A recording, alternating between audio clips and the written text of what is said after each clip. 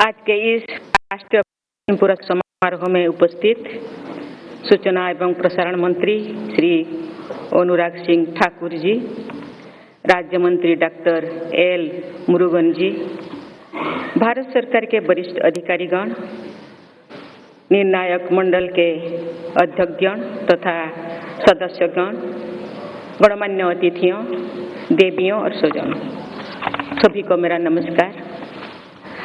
आज पुरस्कार प्राप्त करने वाले सभी विजेताओं को मैं बधाई देती हूँ। आप सब पुरस्कार विजेताओं के उन सहयोगियों की भी मैं सराहना करती हूँ जिनका सहयोग आपकी उपलब्धि में सहायक रहा है। वहीदा रहमान जी को दादा साहेब फाल्के पुरस्कार से सम्मानित करके मुझे बहुत प्रसन्नता हुई है। मैं वहीदा जी को हार्दिक बधाई देती हूँ।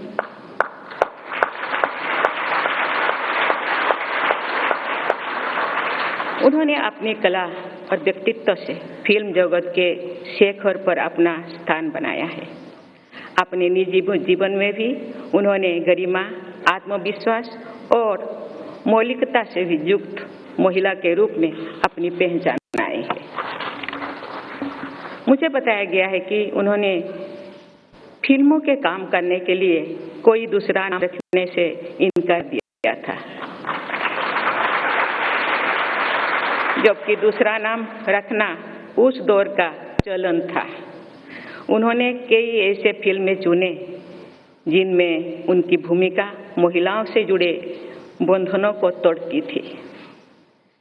वहीदा जी ने एक मिसाल पेश की है कि वुमेन एम्पावरमेंट के लिए खुद महिलाओं को भी पहल करनी चाहिए। आज श्रेष्ठ अभिनय के लिए पुरस्कार प्राप्त करने वाली पल्लवी जोशी, आलिया भट्ट, कृति सेनन जैसी अभिनेत्रियों ने भी सशक्त महिला चरित्र की भूमिकाएं निभाई है। मुझे खुशी है कि महिला फिल्म निर्देशक सृष्टि लखेरा ने एक था गांव नामक अपनी पुरस्कृत फिल्म में एक 80 साल की वृद्ध महिला की संघर्ष करने की क्षमता का चित्रण किया है। महिला चरित्रों को सहानुभूतिपूर्ण और कलात्मक चित्र से समाज में महिलाओं के प्रति संवेदनशीलता और सम्मान भी वृद्धि होती है। देवियों और स्वजनों, इस पुरस्कार समारोह में हमने भारत की विविधता और उनमें निहित एकता का दर्शन किया है। यहाँ उपस्थित प्रतिभाशाली लोगों ने अनेक भाषाओं, क्षेत्रीय विशेषताएं, सामाजिक मान्यताओं, उपलब्धियां और समस्याओं को सार्थक अभिव्यक्ति प्रदान की है। राष्ट्रीय फिल्म पुरस्कार में कई पीढ़ियों और वर्गों के लोग एक साथ आते हैं। इस वर्ष के पुरस्कार विजेताओं में एक और वहीदा रहमान जी है, तो दूसरी ओर बाल कलाकार भाविन है जो गुजरात के निवासी है और रवारी जनजातीय समुदाय से आते हैं।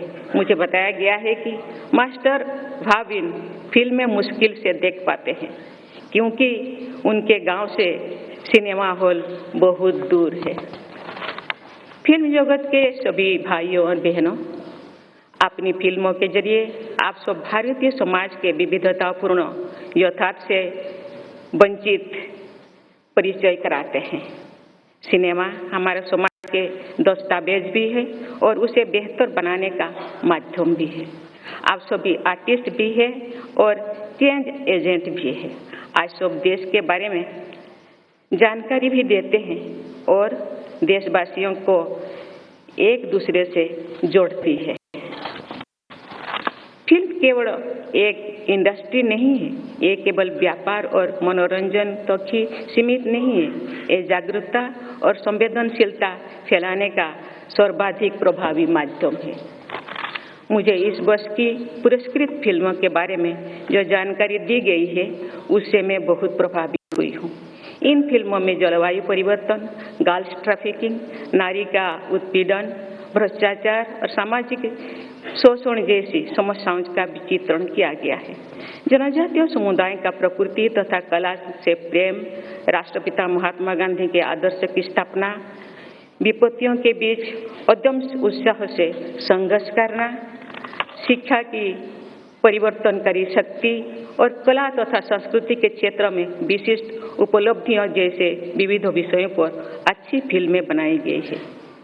मैं लिख से हटकर ऐसे फिल्में बनाने वाली सभी लोगों की विशेष सराहना करती हूँ। ऐसी फिल्मों को राष्ट्रीय पुरस्कार के माध्यम से प्रोत्साहित करने के लिए मैं सूचना और प्रसारण मंत्री श्री अनुराग ठाकुर जी, उनकी पूरी टीम तथा निर्णायक मंडल के सदस्यों को मैं प्रशंसा करती हूँ। मेरा ये विचार है कि भारतीय फिल्मों को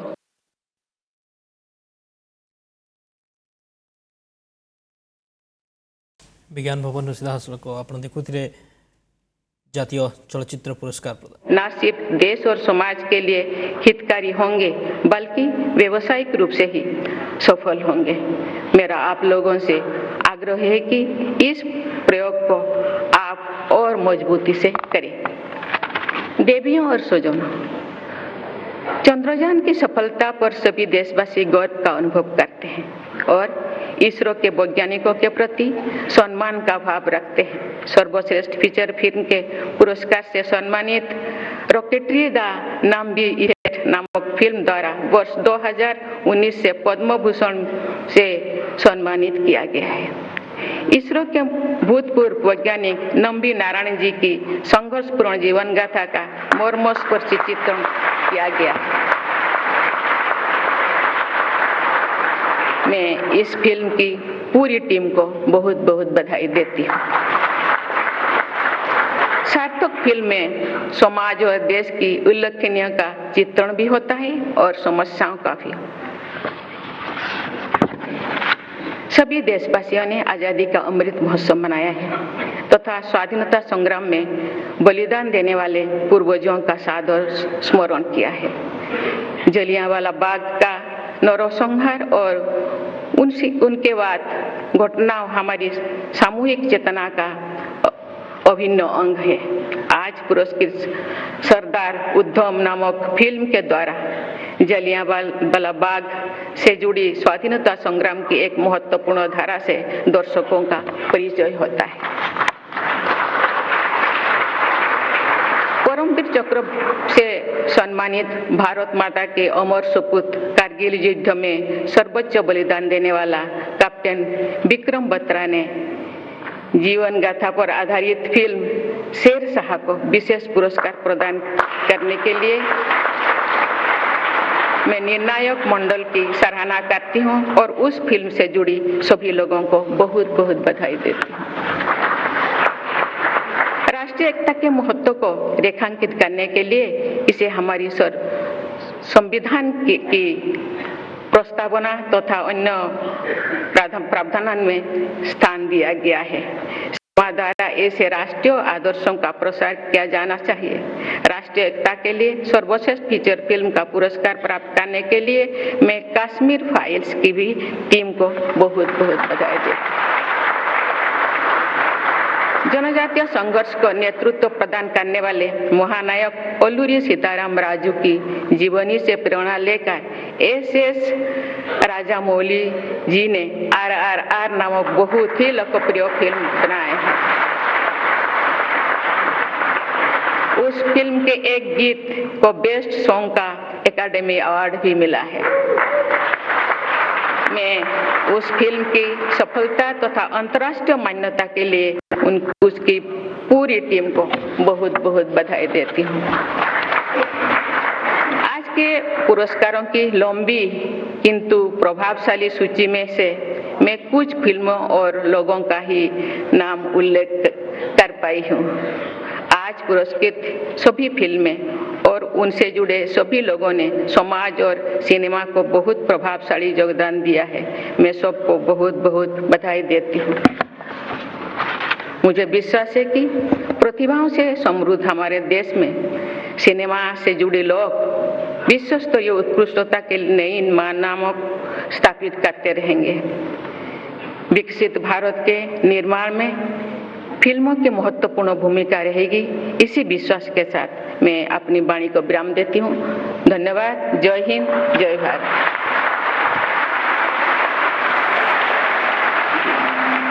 आपका बहुत बहुत आभार। आपका बहुत बहुत आभार माननीय राष्ट्रपति श्रीमती द्रौपदी मुर्मू।